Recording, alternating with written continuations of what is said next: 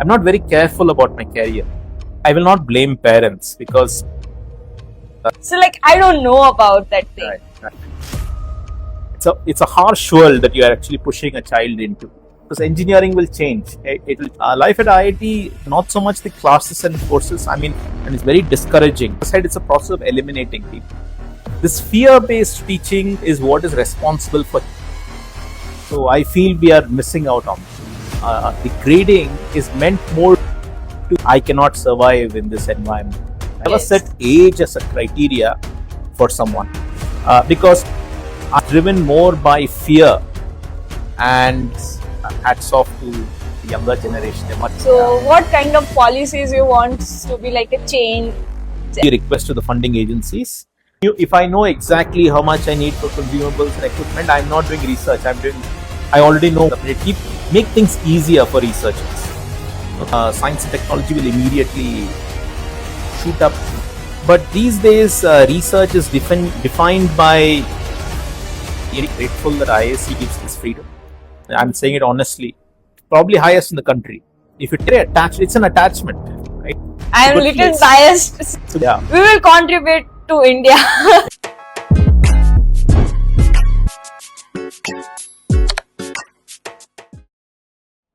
Hi guys, welcome back to my podcast. And today's guest doesn't need any introduction because आप सबने उनके NPTEL courses देखे ही हुए हैं. So welcome to the Sanjiv sir to my podcast. Thank you so much. So sir, हम researcher और एक scientist को साइड पे रख दे तो who is the real Sanjiv? Who's the real Sanjiv? I'm just a normal person. Who's the real Sanjiv? I have many facets. Personally, what shall I say? Let me put my school days hat on. I'm somebody who likes to stay away from the crowd. Okay, I'm actually very happy being all aloof, and I like to live in my own little shell. Okay, although when I teach and all that things are otherwise. And what interests me is I have a deep interest in philosophy. Okay, I have a deep interest in seeing what is fairness, what is justice. I'm very impacted by these ideas, and I really love physics and math when it comes to the science and math aspects of it. I love to build things, so I have a lab in my home. What else? What else adds to this personality? I like to spend a lot of time with family and with nature, all alone. Not so much of a crowd lover as I've already mentioned. So this is me. You sort of imagine a very boring personality. So that's me. But if there's something specific you would like to know, I can answer that. So sir, आपको science में पहले से ही interest था या it just came? Science में उतना quote unquote science में उतना इंटरेस्ट नहीं था, but I like to build things. Build माने not really, you may not even call it engineering. So when I was a kid, we used to make little weapons, bow and arrow, फिर ये matchstick से कुछ rubber band लेके सब. Then I got very curious about building things. Okay, and I used to love math. I was always very fond of math. So left alone, I would probably do that. Later on, I got very hooked on to physics, and that's how my interest in science began.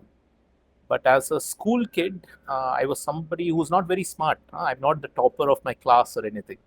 So I was somebody right in the middle. Nothing to remember. I was not, at least if you're very naughty, teachers will remember you. Yes. Or if you're very smart, teachers will remember you. Or if you're, you should have some extreme personality, right? I have nothing. If you take the absolute average of everything, I'm right in the middle. So nothing to remember me by. So as I said, very boring personality if you go by that. But I like to live in my own little shell when I was in school and, spend a lot of time building things all alone. doing dangerous things. I've set fire at home. Long story short, okay, and doing all that, and that's how my curiosity towards building and science began. Yes. So I loved math and physics as I grew up. Yeah. So how you decided to take a science? I didn't decide. My friends decided for me. Okay. So yeah, I was, I had a bunch of nice friends in school, and all of them were preparing for, all these tests. And I never knew about these tests at that time, but I just got pulled into that crowd. They would participate in these math competitions and all that. So I also, meandered along. I would spend a lot of time playing. I used to be very fond of cricket, very fond of chess, and I had friends there too.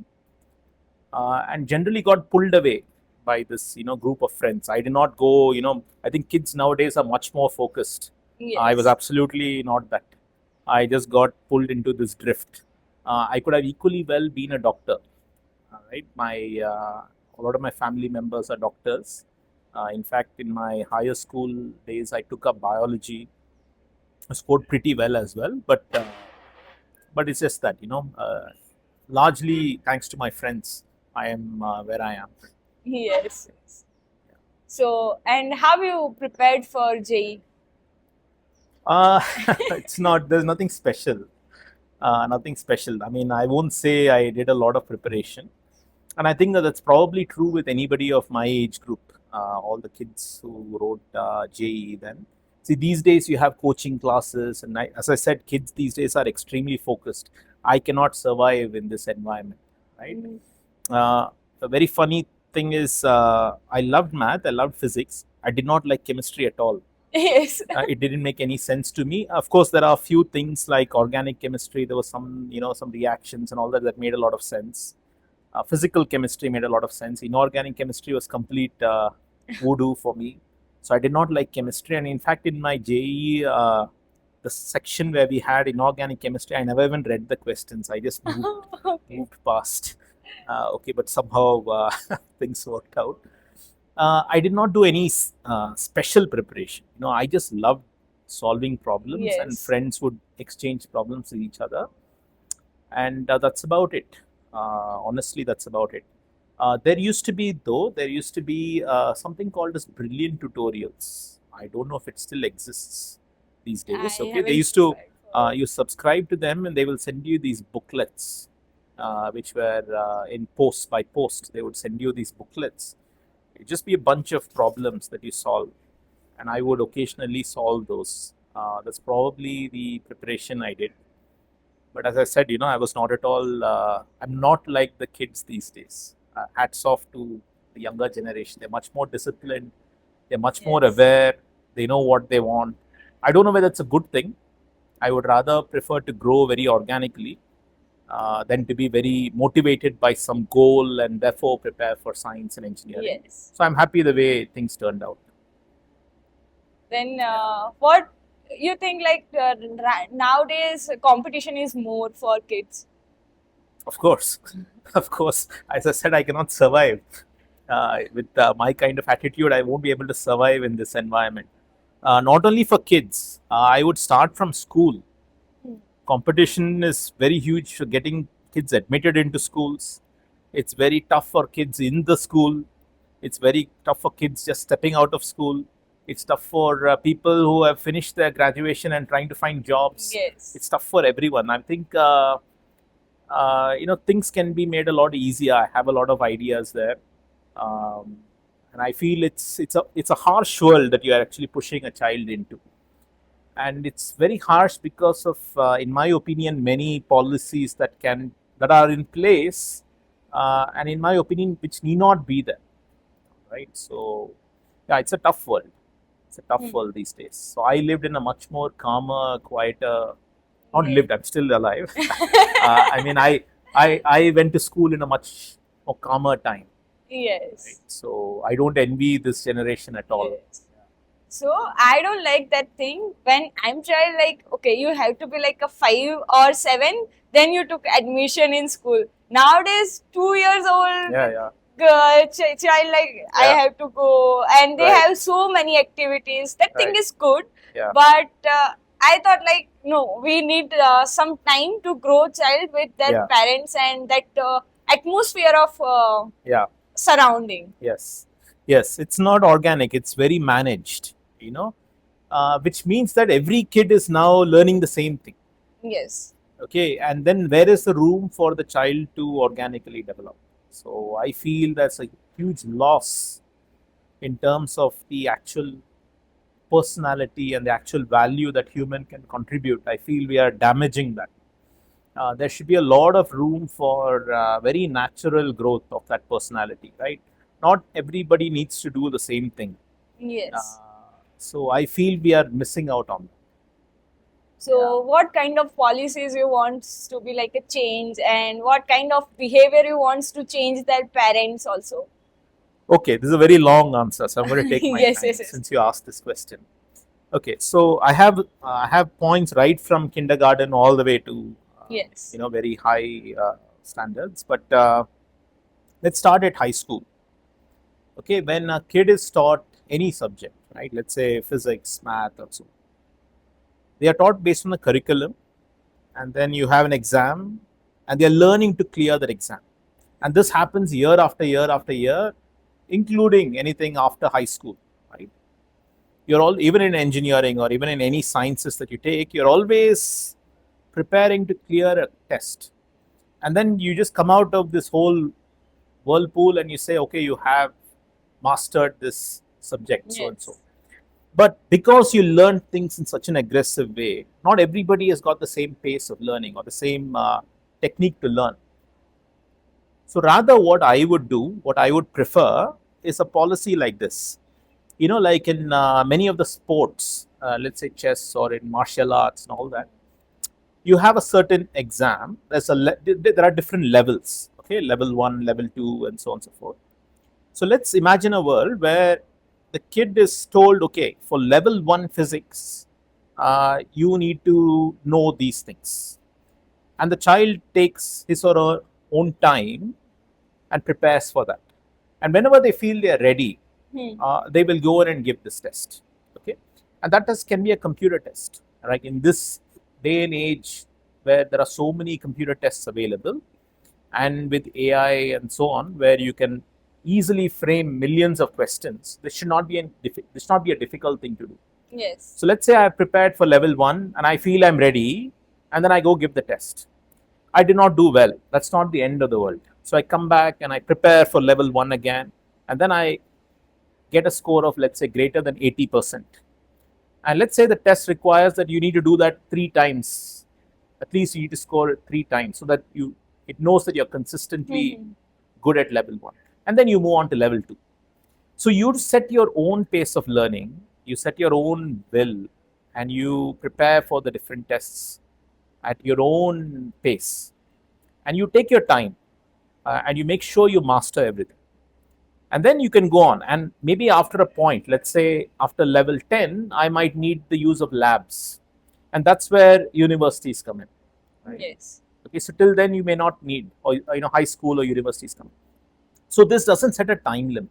So even whether I'm, let's say, 6 years old and I clear level 15, or whether I'm 58 years old and I clear level 15, it really should not matter. You should never Yes. set age as a criteria for someone.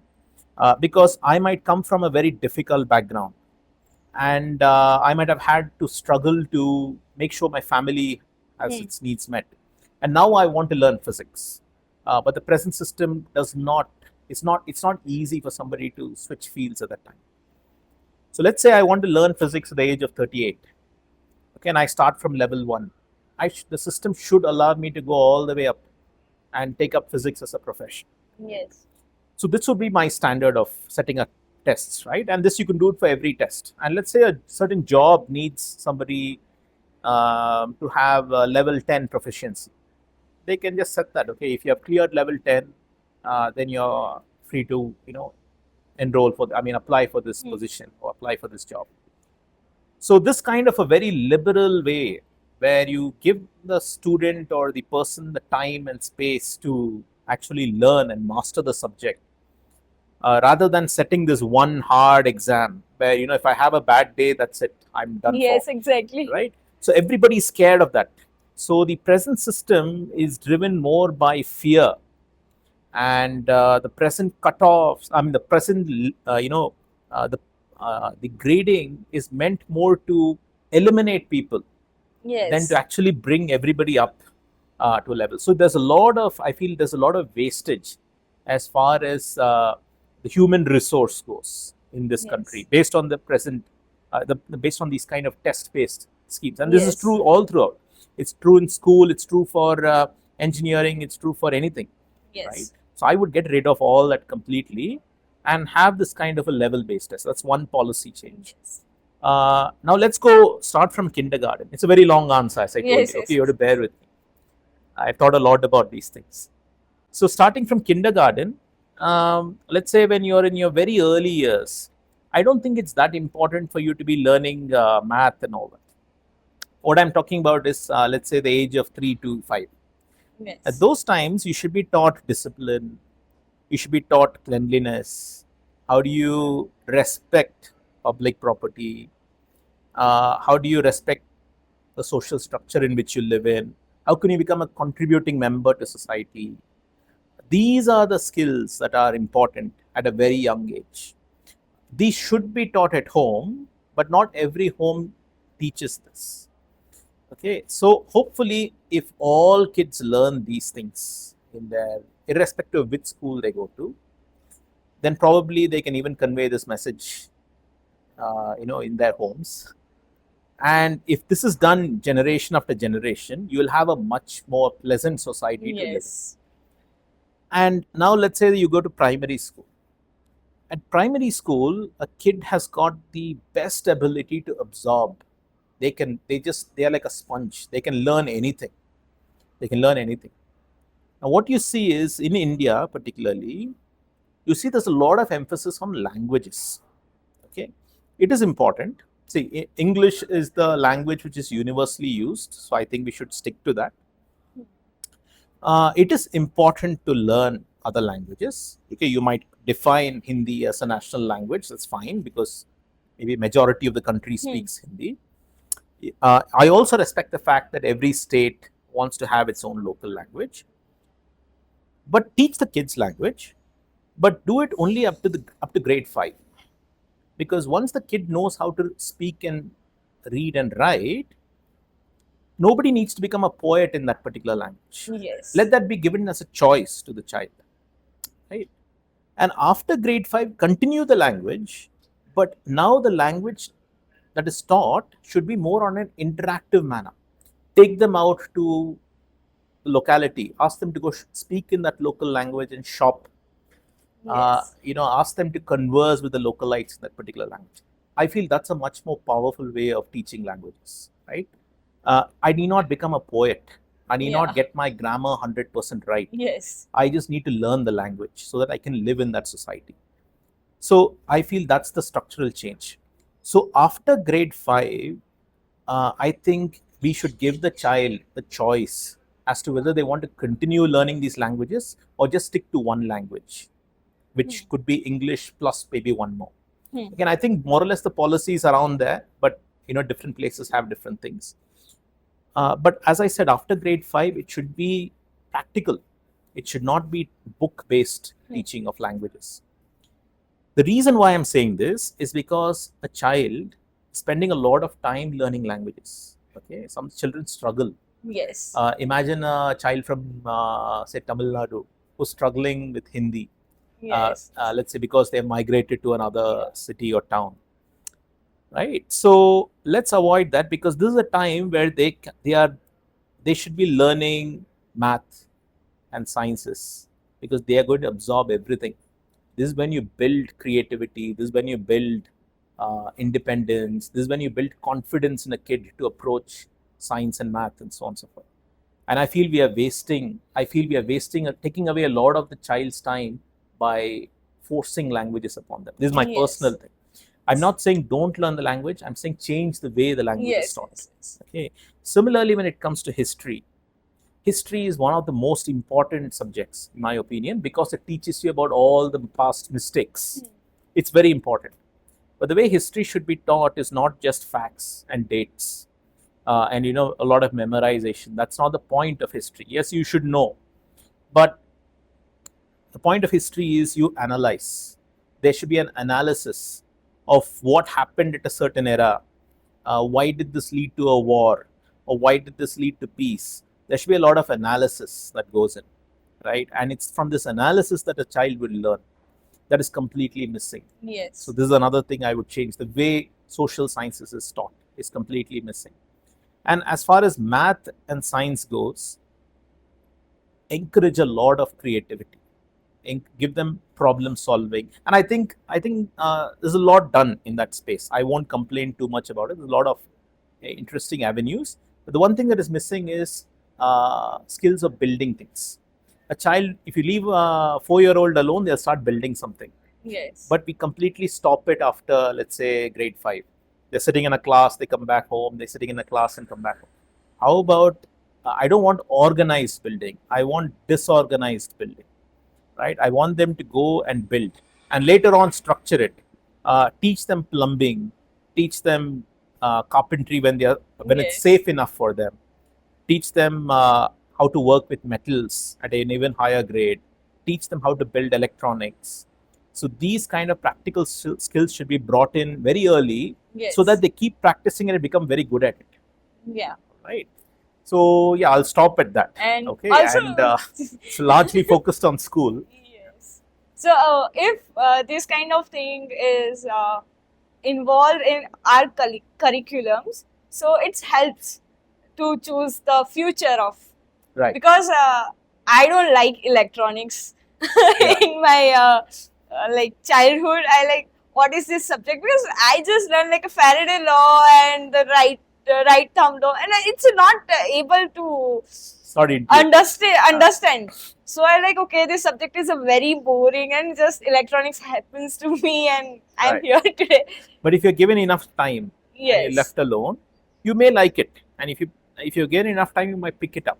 Yes. And if not, you'll pick something else. So that's what I mean by organic growth. Yes.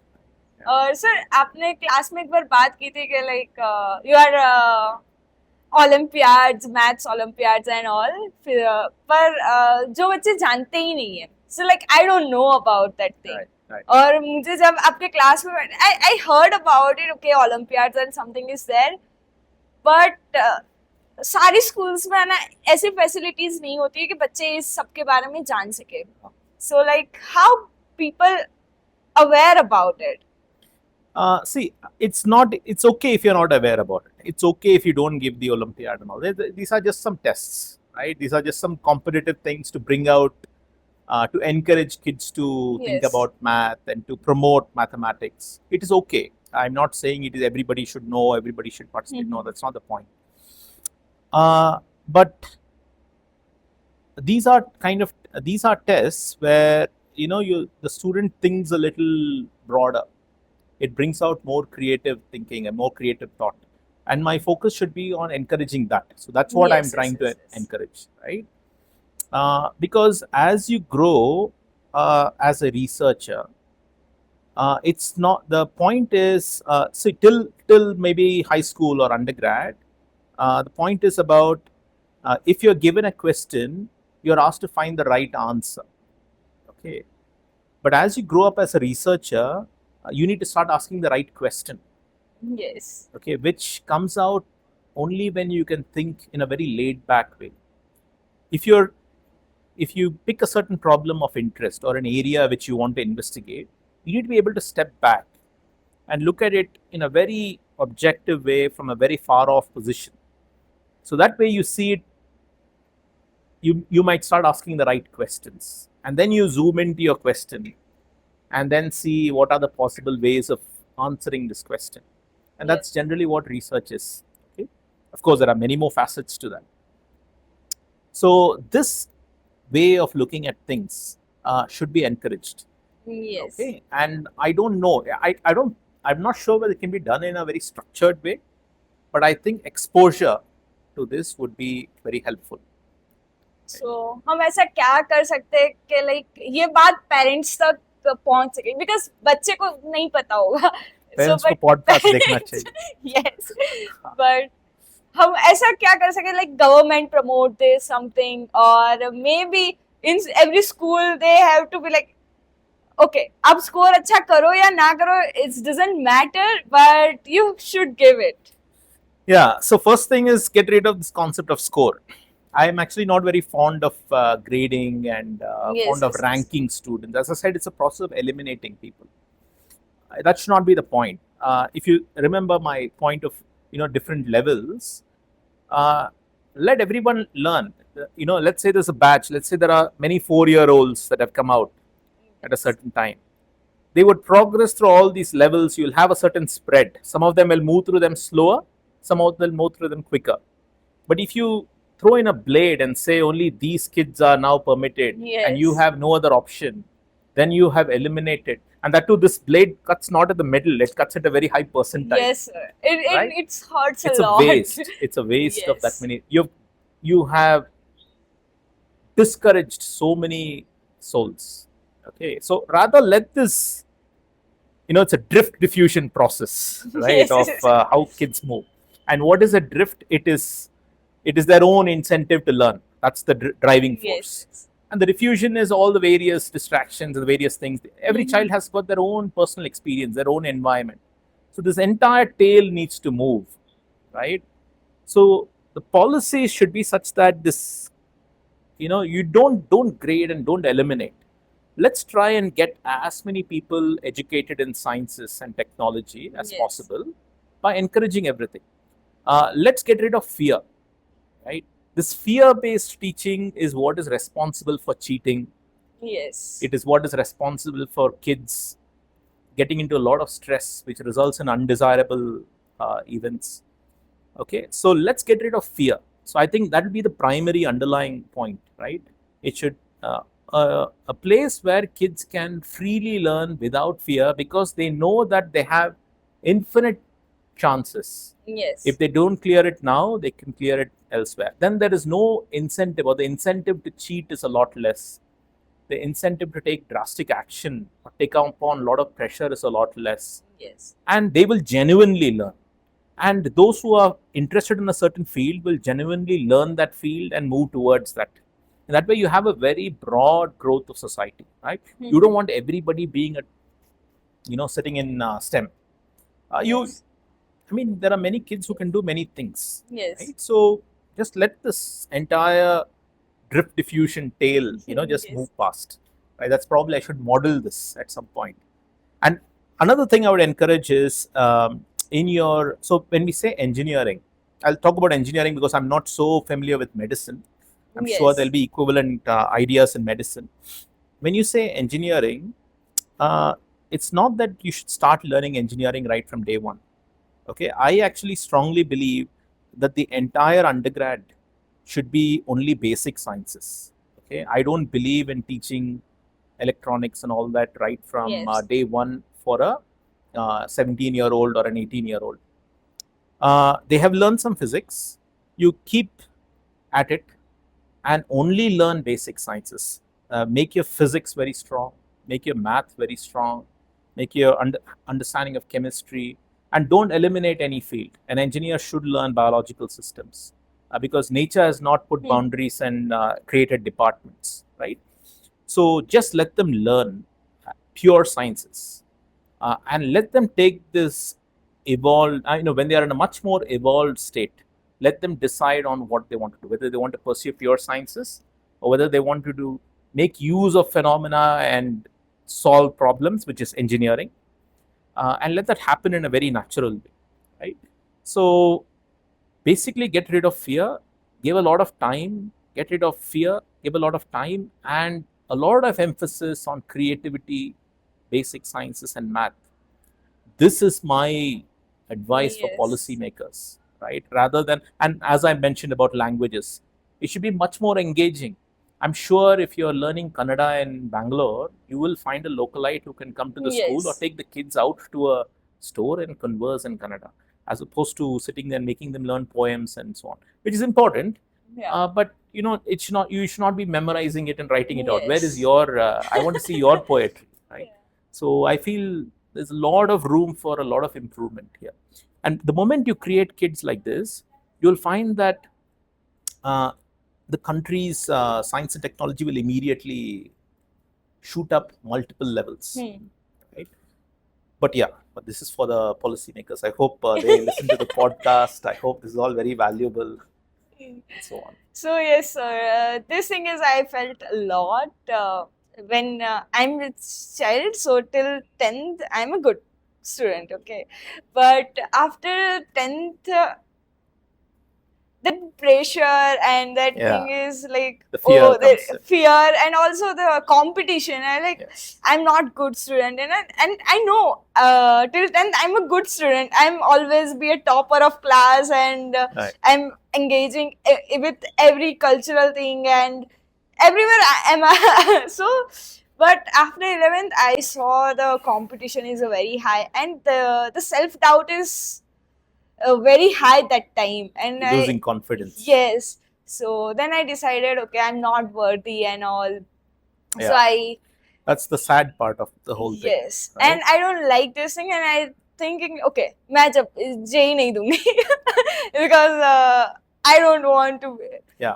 And I know I have that capability that time. Yeah. But yeah, I dropped I managed J सिर्फ ऐसे ही दे देती. And again, I'm not a big fan of having these elite exams. Okay, be it JE or something. There's nothing special. I think if you follow my level policy, whoever is at level, let's say 15, is good enough to become a good physicist or an engineer, right? Yes. And different people will take a different amounts of time to get there. Everybody can, but those who have sustained interest, given enough time, because there is always this drift, given enough time, will cross that level. So it might be that one kid is able to solve level 15 problems in math and physics at let's say the age of 12. Another kid might be able to do it at the age of kid, or grown up is able to do it at the age of 34. It is okay. Their competency is good enough. Yes. Right. Yes. So they should be absorbed into the science, the scientific society of the country, as opposed to saying, okay, you could not meet level 15 at the age of 18, so you're cut out, you cannot pursue science, or in fact all your great opportunities are gone, which is very wasteful. Just imagine from the statistics itself, how much of the population you are eliminating from that. And somehow like society is the play role in this thing, right? Because society has some rules, like you have to be study till like 25. After 25 these are artificial marriage limits. And then these are child, and limits. You stop your life.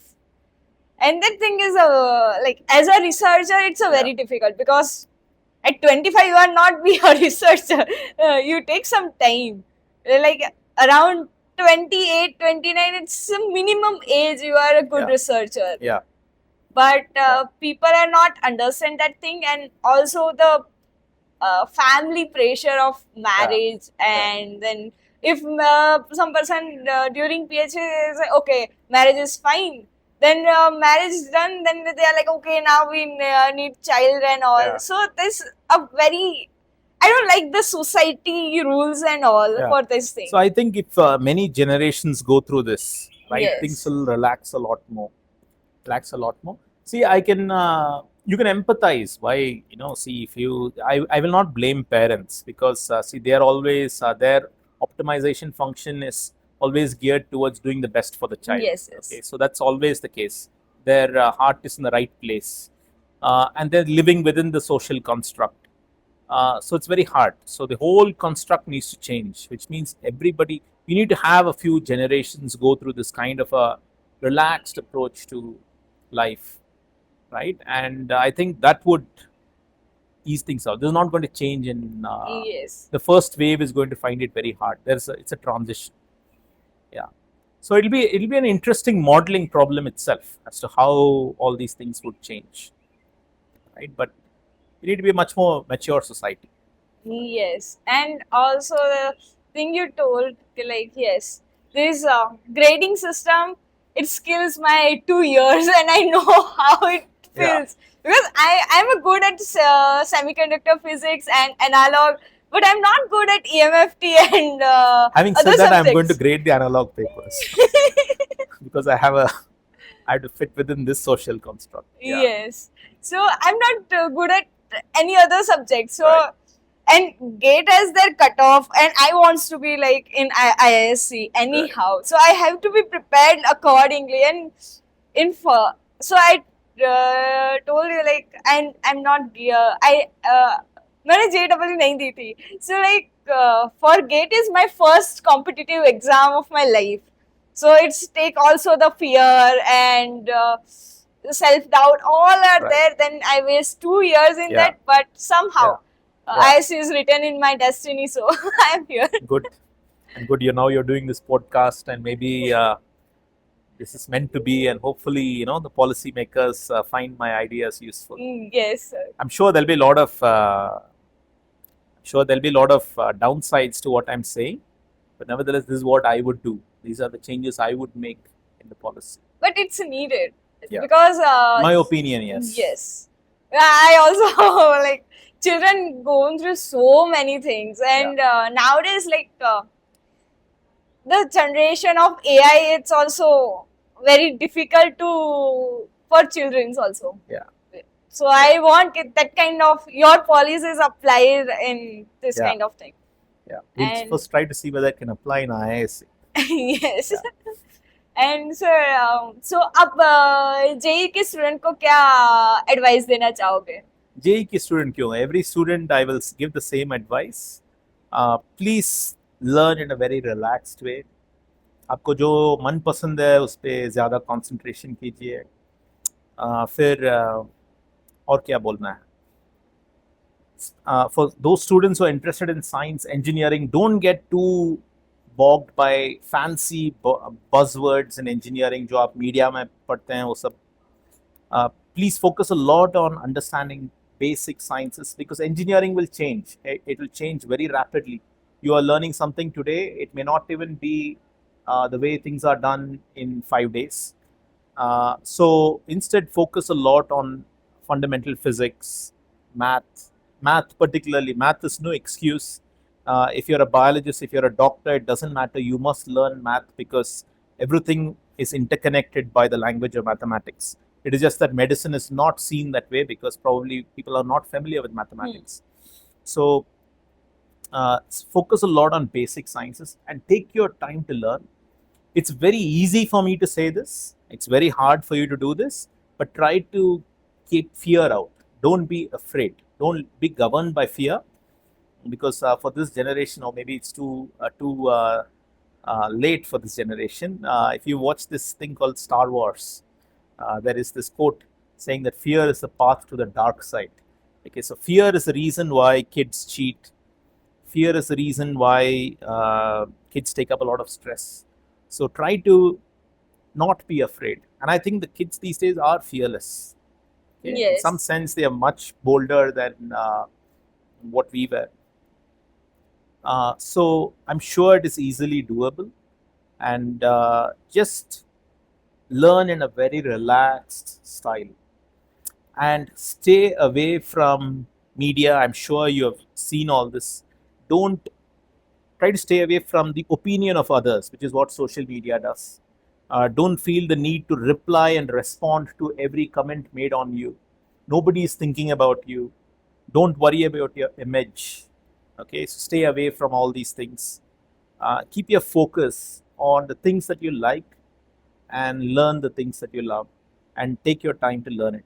Okay, this is my little advice. And for those interested in sciences and engineering, focus on fundamentals, right? So physics, math, chemistry, biological sciences, whatever, however you want to divide it. I'm giving these names because these are the things, but there are very interesting problems. So one of the most interesting problems, in my opinion, is I think the human brain is wired towards a concept of fairness or justice, right? Now, given any situation, what is the right action to be taken, right? What's the moral thing to do, or what's the right thing to do?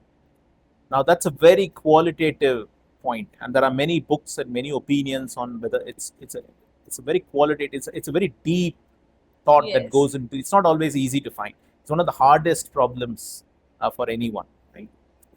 finding the right course of action or the just thing to do. Can there be a mathematical model that can frame all this in a framework, and you can mathematically calculate and say Yes. that whichever function is the greatest, that is the right course of action, for example. These are very interesting problems, and all these kind of problems can be solved if you're very free to think about it. Yes. Okay, I'm just giving an example, just something close to my heart. So Yes. I'm sure there are many interesting problems which link different disciplines that you have not thought of, right? Humanities and mathematics, medicine and mathematics is becoming a lot more easier these days. It's definitely linked. So just learn, right? Just learn at a very relaxed pace. Very easy for me to say. I know it's very hard, but try to have that tendency. And so, how was your life at IIT? Life at IIT was fun. We never stressed. It was a lot of fun. I still have a lot of friends from those days. Life at IIT, not so much the classes and courses. I mean, I have a lot of respect for all my teachers there, but it was the hostel life and students that made it a lot more memorable. Yes. Made it a lot more memorable. We used to have a lot of ragging in my days. Yeah. In my days, this I don't want to get into the details. It's a good day if you go in yeah, I've experienced all that. Okay, so yeah, it was a lot of fun, largely because of friends and Yes. colleagues, and of course, you're also there to learn, so you try to do your best. But once again, I've always learned things that I like to do. That's always been my case, and there are things that I don't like. I somehow never learned it, which is not a good thing. Okay, certain times you need the discipline to do things that you don't like. Okay, so I'm not saying that what I've done is the right thing. Yes. It's very important that you have the discipline to also do the things that you find boring. It's important that I've learned it now. Yes. Okay, but those days I was not like that. Yeah. And how was your hostel life? I want to know about it. Hostel life was fun, like any normal hostel life. Cold water baths in the morning. Then what else? What else should I say? We used to wash our clothes. I'm sure you also do that. Yes. Then eat terrible food. Sorry to my hostel mess. What else? Have a lot of fun with friends. Yeah, it's good. So अभी आप आपके college में वापस जा सकते हो, तो आप वहां जाके क्या एक्सपीरियंस करना चाहोगे फिर से? क्या एक्सपीरियंस करना चाहोगे? It's a very good question. Maybe definitely not the hostel food. Maybe just bring all my colleagues back again and live for a month in the same hostel. Yes. Let's see how easily we can adapt to that lifestyle once more. What else? These days, when I have visited IIT Kharagpur once, but I went there for Scholars Day. They made me the guest there. Yes. Chief guest. So I didn't really, and I did go to my hostel. I did speak to the the kids who were staying there, but it was not. I would like to experience that maybe, but I'm just saying it. I'm not thinking through it. Maybe I'll give a better answer after I think through it. Yes. और like research ही क्यों choose किया आपने? Placement also the option for you. No, I didn't actually originally choose research. So after my PhD, I went to Xerox PARC, which was an industry R&D lab. Fantastic place, very nice. Made a lot of good friends. But then even I'm very spoiled. As I said, I have this bad habit of doing only things I love to do. So for as long as I was getting all these nice projects, I had a fantastic manager. Okay. I've been very fortunate that both my PhD advisor and my manager at Xerox PARC were both perfectly fine with giving me a lot of free time. That is why I'm able to sit here and say all these things. Yes. Because I have not experienced a very hard life in the sense of very firm deadlines. Both of them have been very fantastic for me. Okay, and a lot of respect to both. Okay, so My manager, Xerox Park, he was a student of the Nobel laureate Neville Mott, and he was also a fantastic person. So I had this very relaxed thing, and for as long as I was getting these very interesting projects, I really loved it. But the moment the project started getting boring, I had to. I did not like it that much. Okay, sorry to sorry to everyone. But very nice place, lot of brilliant people, made a lot of good friends. I'm still in touch with many of them. And then after I stopped working on those boring projects, I decided, okay, maybe I need more free time and I should join academia. Yes. And it so happened that around 2010, I had some personal reasons for coming back, and I decided I'll apply for academia here at IISc. I'm from Bangalore, so IISc was a very natural choice, and I'm very fortunate I got in. Yes. If I apply now, I'm pretty sure I won't make it. Okay, I won't be given a job offer. But then later on, after I became a faculty here, after I taught a few students, I went back to my manager and I gave him a letter of apology that there were certain projects he asked me to do which I did not show too much of interest in because they were boring. So I apologized to him, and I still hope if he ever sees this podcast that stands. But we are in good terms. I mean, he's a very nice person. He's very everything is nice. Right? Me and my colleagues, we're still in touch. Yeah. So I was not originally in academia. So academia became a later thing. Yes. Yeah. So, like in research, you feel sometimes research is not my type. You should think about to left research. Not really. So the spirit of research is very much my type. But these days, research is defined by meeting a lot of publications in a certain time span. Once again, it's unnecessary pressure, my opinion. I actually pity the young faculty who come in because, yes, for whatever reasons, they need to be productive, but I feel they have a lot more pressure. Okay. Again, I somehow escaped that probably. So I like to do interesting research. And one thing about me is if somebody is working on a certain problem, I do not want to do that. I always want to find a blue ocean. I want to be doing things which nobody is doing, whether it's important or useful or not. Okay, that's a personality trait which continues from school days. Yes. Okay, so the thread, that DNA still runs.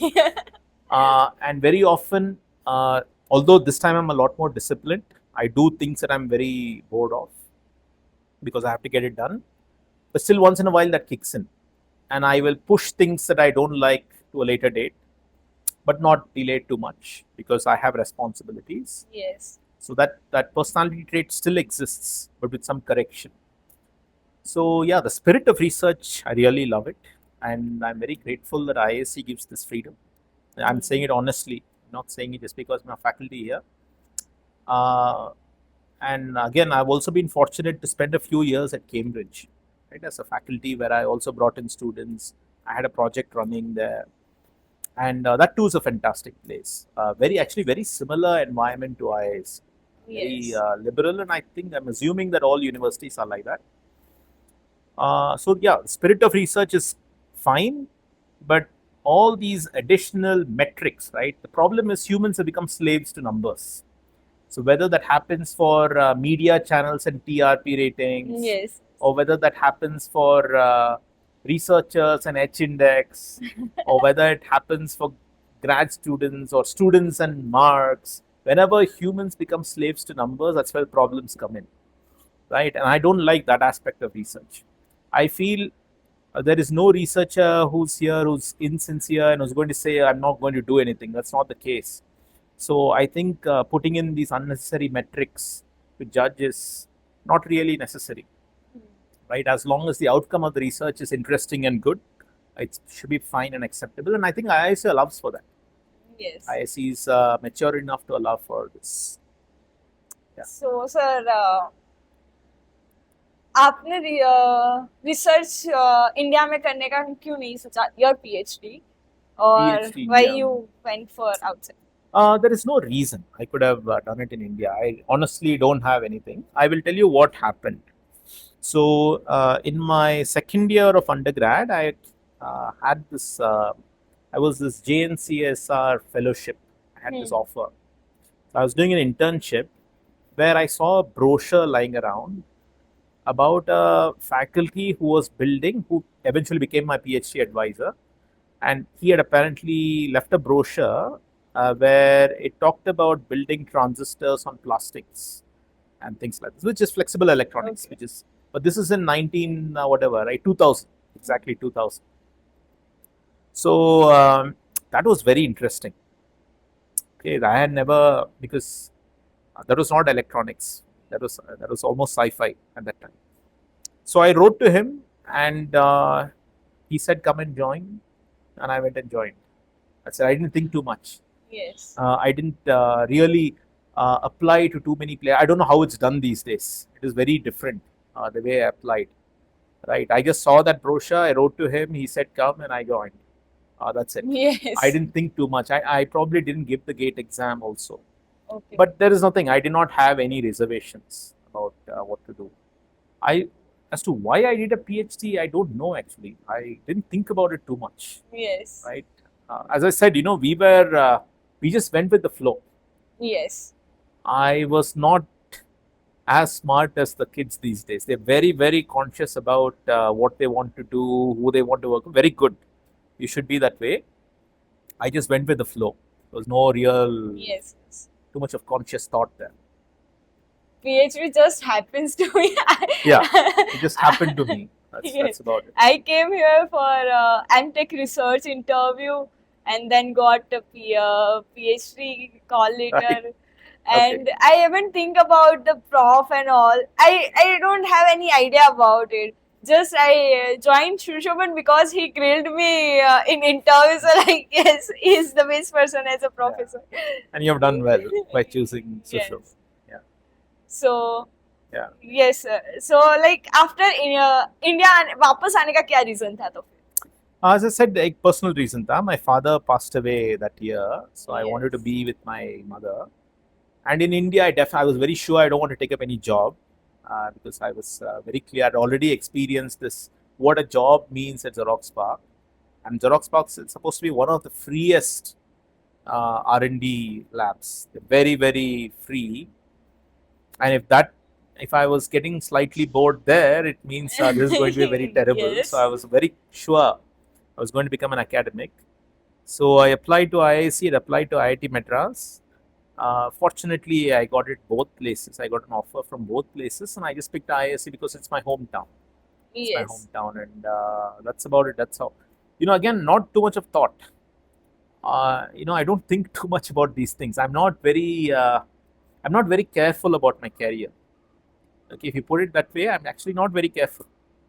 You take every example, starting from school to not reading the physical chemistry part of the JEE. Yes. Not being too careful about what PhD I should do and where should I do it. Yes. I'm not very careful about my career.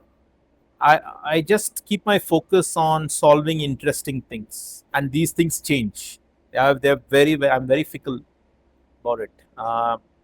But one underlying thread throughout is, yes, I like to do interesting stuff, but I have this thread towards being about what is fair and what is just. For me, social justice is a very big driving force. Okay, so if you actually look at my research, yes, it's flexible electronics. Okay, there is semiconductor physics, analog circuits, but I have a startup in the area of water. Yes. Okay, and I have a feeling that science and technology is a great leveler. It can bring about a lot of socio-economic justice. And a great way of doing that is by bringing out science technology to the people so that all the important things, if you make a list of all the critical things for humanity, there is food, there is water, there is a clean environment to live in, then there is communication, transport, list everything. And as you go, it goes from needs to luxuries. So I think if you can make technology allow people to always get clean water, always get good food to eat, always have clean environment to live and grow in, the right to education. If technology can allow for all this, it's a great socio-economic leveler. Yes. And that's a very big driving force for me. Okay, so I started this clean water startup purely because driven by this force, right? Otherwise, what is a semiconductor device physicist doing in water, right? I learned about it and I built Open Water, Yes. which is a startup. And one of the primary products there was to build a clean water system for every household. So if you think about it, when IBM had mainframe computing, people never thought of personal computers. It was Yes. considered a joke. But now look at personal computers and what it has done to level society. Yes. Right? You have built so many companies. It's created so many jobs. It's not. Same with phones. You used to have STD booths, and now you have mobile phones. You've decentralized it.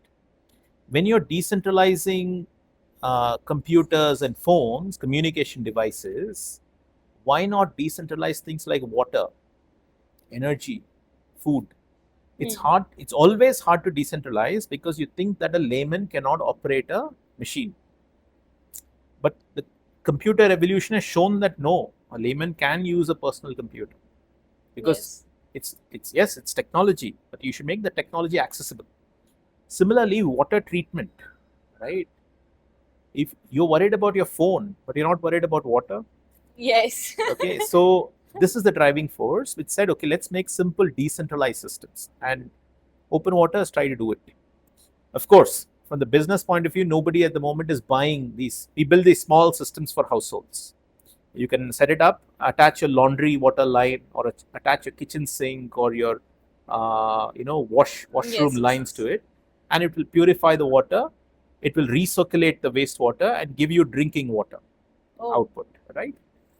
But nobody wants to install it now because water is free. So from the business point of view, right now our business doesn't lie there. We are focusing elsewhere. But this is the heart. This is what we wanted to build. Decentralized systems for every household. It's still a product line in our thing. And we have brought in we have sold one or two of those units, whereas the main business line is for industries. Yes. Similarly, now I'm interested in doing something in healthcare, where we are doing this decentralized, the digestible pill, right? It's a pill, still work in progress. Yes. It's basically a digestible radio with sensors, and it's a pill that every household can go to a pharmacy shop and buy. And you swallow the pill, it senses something in your gut, and it communicates it to a chain or a belt that you're wearing, and it sends it out to a doctor. So you take this once a week, for example, and if something is off, it keeps looking at your gentle signature. For each person, the signature is different. So it just looks at your daily routine. It says, okay, your pH is so and so, your other analytes are so and so. And the moment something goes off, it says, okay, now go get an endoscopy done or go for a medical check. So now you're decentralized healthcare. So everybody need not go to a doctor every once in a while. In some sense, medicine and the doctor can monitor people in a different society living far away in a remote place. Yes. So in some way, you've brought technology to that. You've reached out to those masses. So this is another project that we are building. It's taken some shape. My students have done very good work, and I'm sort of betrayed them by delaying their papers. My apologies to the students. It's sitting on my desk. Okay, so this is another project. So everything is sort of, I've got this angle where I want to do something which brings out technology to even out the socio-economic terrain, if you want to call it. Right? I feel technology is a great leveler in that way. Yes. So आप अपना research एक school student को explain करना चाहोगे तो कैसे करोगे? कैसे करूँगा? मैं हिंदी में ही करता हूँ. Let me hopefully they understand my Hindi. Hindi English, okay. So मेरी रिसर्च के दो साइड्स हैं. First side is putting electronics on various materials. एक प्लास्टिक शीट ले लीजिए या पीस ऑफ पेपर में आपको ट्रांजिस्टर्स मिलेंगे. फिर we have little electronic circuits. So one of my students is working on biodegradable electronics. इसमें she has put transistors and electronic and amplifiers, etc., on cellulose, and after using, and she's put a pH sensor on it. So imagine an application where a farmer wants to measure the pH in the soil, and instead of putting electronic boards, he puts this completely biodegradable thin film of plastic inside the soil, which is cellulose, which is paper. Cellulose acetate, a slightly less biodegradable version of it, but वो pH measure करता रहेगा, and after some time it dies out. So that's one application. फिर दूसरा है वो edible pill जो मैं अभी बताया. It's a pill that you swallow. It diagnoses something of clinical relevance in the gut, and वो message कर देगा. And the pill is completely digested, so you can. It's like a Vicks cough drop. You can just go to the pharmacy and buy it. Still not ready. Still in research phase, very much. Yes. The other one, which is very mature, is water treatment using a technology called as electrocoagulation. We in fact reinvented the wheel. So I was doing something else. We were working on self-healing circuits, which is another thread of research. And an eventual outcome of that was a new method of treating wastewater. We thought we had invented something new. We wrote a paper, we submitted it, and the reviewer said, what's the difference between this and electrocoagulation? Okay, I had no idea about this technology called electrocoagulation. So I went to Google and I searched, what is electrocoagulation? Then I realized, okay, it's the same thing that we are doing.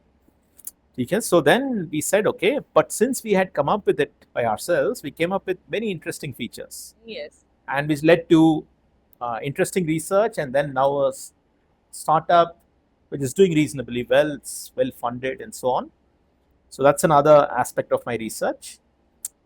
और फिर क्या है? और then some older research that we have done is self-healing circuits. जिसमें circuits we are putting electronics on plastics and ये paper जो बताया मैं. फिर if the interconnects or the transistors break because of mechanical forces, there is a mechanism on board to heal the circuit, and the circuit starts functioning as usual. And it's all done using high school physics. Okay, nothing fancy there. If you actually look at the physics, the technology is very simple, but it's very amazing the results it can produce. Okay, so these are all the various meanders of my research. Right? Quite a few things that we have worked on. And sir, how you manage everything, your work-life balance, and you are also chair of department. So how you manage everything? I can't manage everything. My poor students are struggling because I've not submitted many of their papers. It's sitting on my desk. My apologies to them. They have been very good students, I must say. So it's hard to manage, but the core of managing anything is to decentralize. Okay, so this is how I'm managing.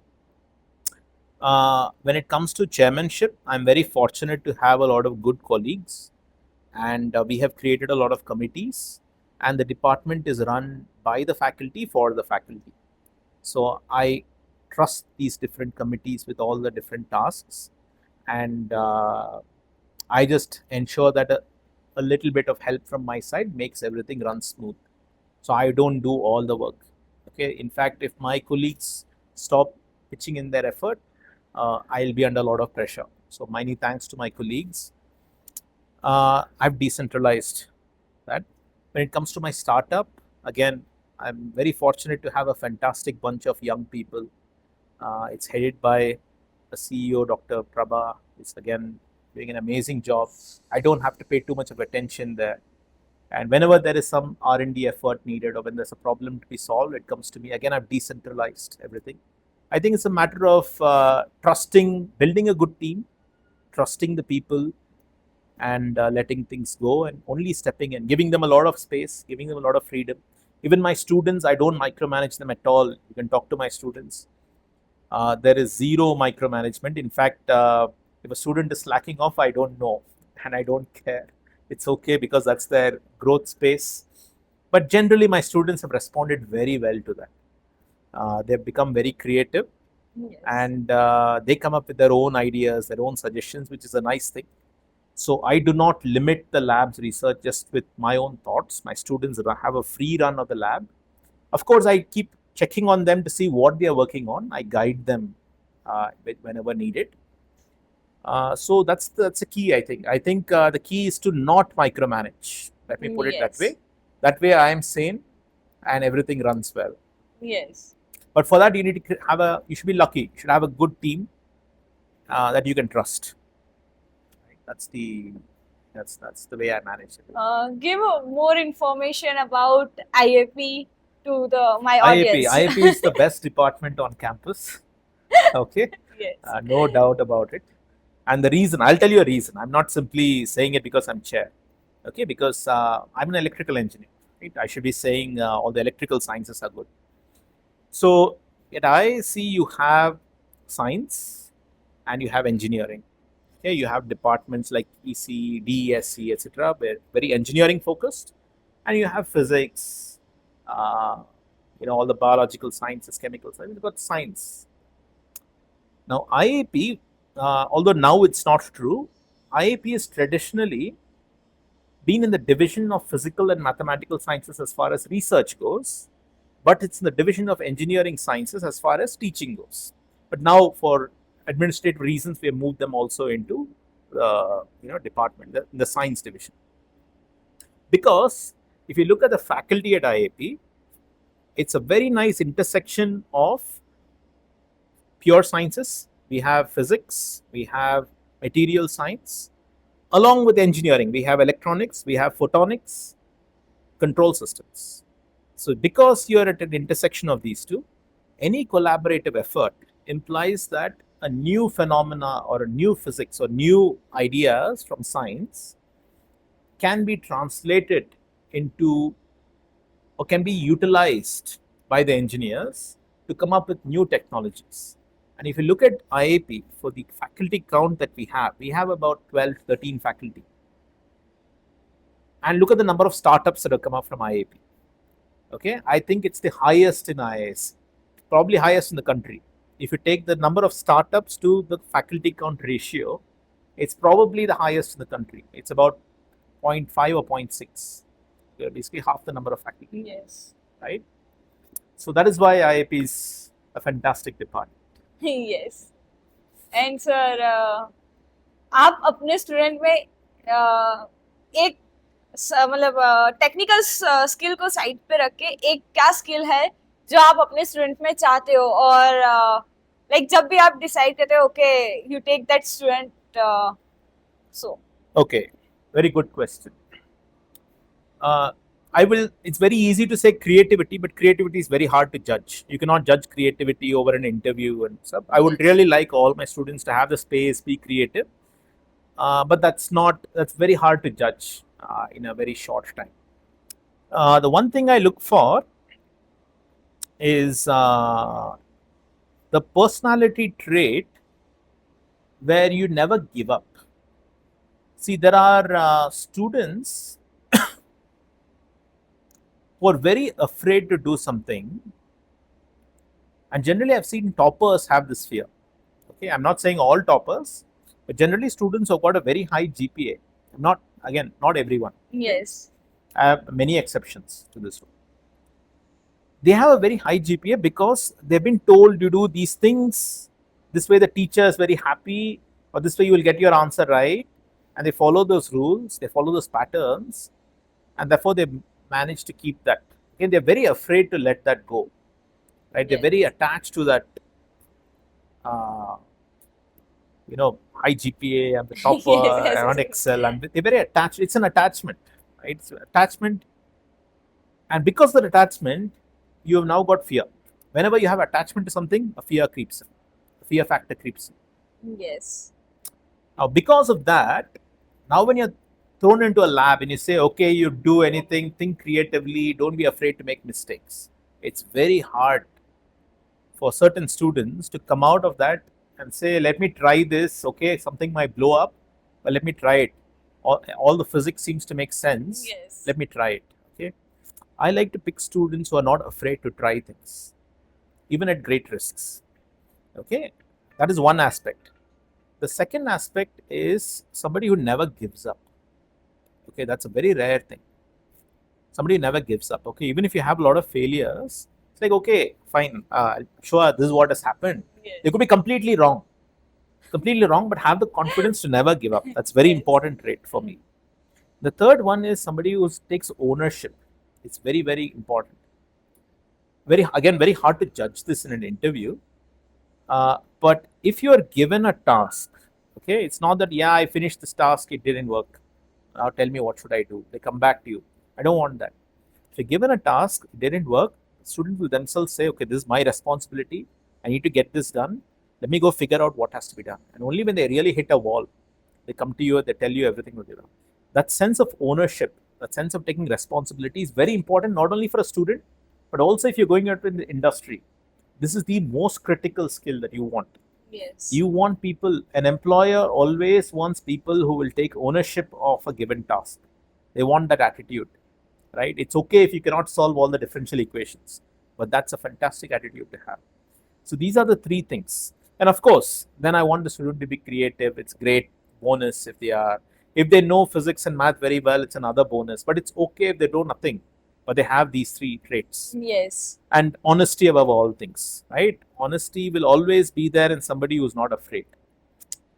Because if you're not honest to yourself, and if you're not honest with your work, then things cannot happen. So honesty is a very, very important trait for me. It's something that's very core to me. It is okay, Yes. even if I make 1,000 mistakes, it's okay. Be very honest about it. I really like people who are very honest, right? It's just a personality trait which comes. Yes. Yeah, these are the things I look for. And how was your experience at IISc? Of course, very good. Else I won't be here.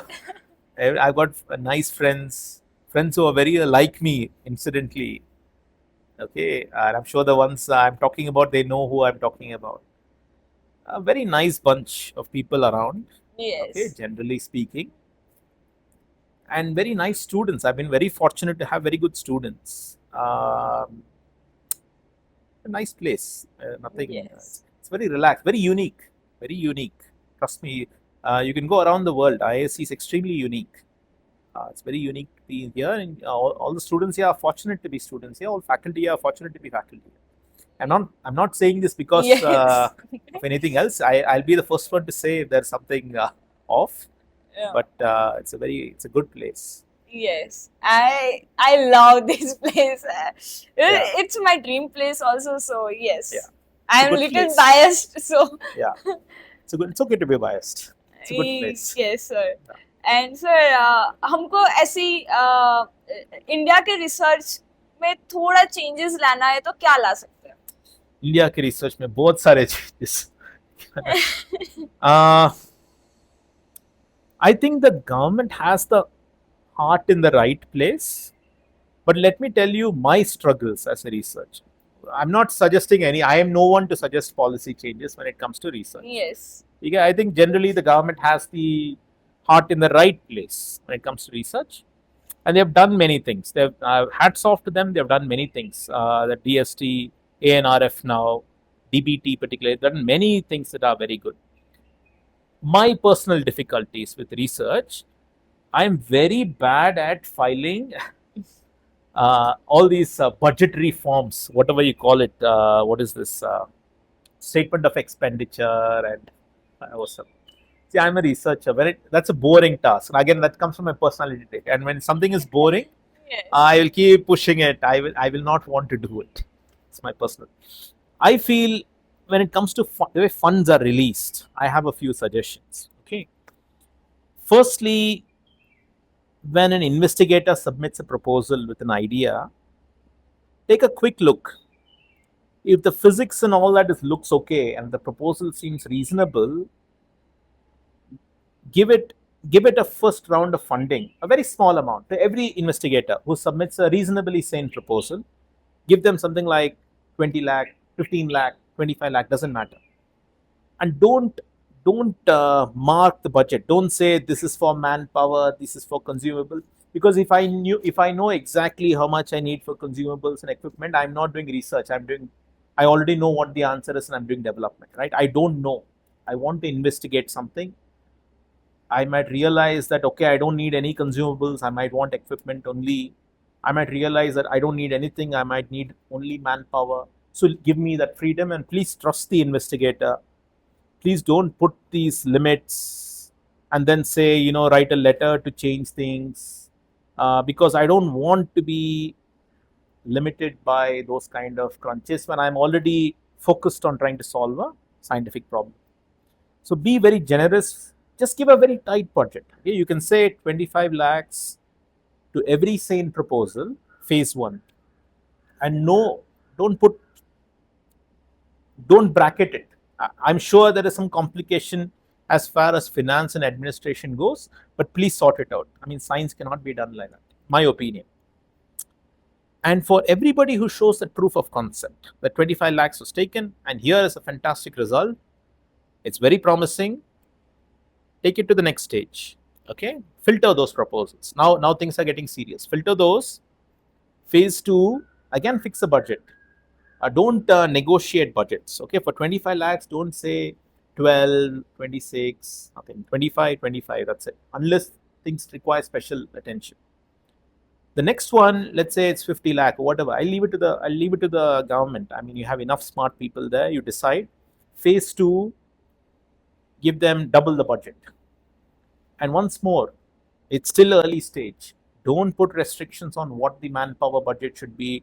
Don't ask the investigator to predict beforehand as to how much should go into consumables, how much should go into equipment, because it may not always work out that way. See, equipment, we can sort of say that we need these things, but every other detail is very hard to predict. So please give a free hand. Trust the researchers that you have in the country. Give a free hand. And if that is also successful, then demand that, okay, show me, if it's an engineering thing, show me the impact. Give me an impact story. Let more work be done. Build a bigger team and give a massive grant. And there you please apply all your terms and conditions and financial. Do not do it at a very early stage, because it's a big roadblock and it's very discouraging. And please help out investigators, and don't ask them to fill out n number of forms. Right? There are so many this intermediate, progress report, and then the final progress report. Keep it very simple. If there are papers published, let them attach papers and submit it. Make things easier for researchers. Okay, that's my request, because I personally find it very hard to keep track of these things, and it discourages me from submitting proposals. Yes. Very often we get funds for first year, and then the funds don't appear for the second year. We cannot run a lab like that. So this is my only request to the funding agencies. I'm sure there is some problem. Nobody is doing it purposefully. But otherwise, I think the ideas are all very well thought out. I think whoever is sitting there is doing a good job. If you want to do technology translation, there are avenues. If you want to do pure science, there are avenues. It's only with regards to this financial aspects, I find it very limiting, very stifling to work in those norms. Right? That's my only answer to that. It's no. Yes, sir. Yeah.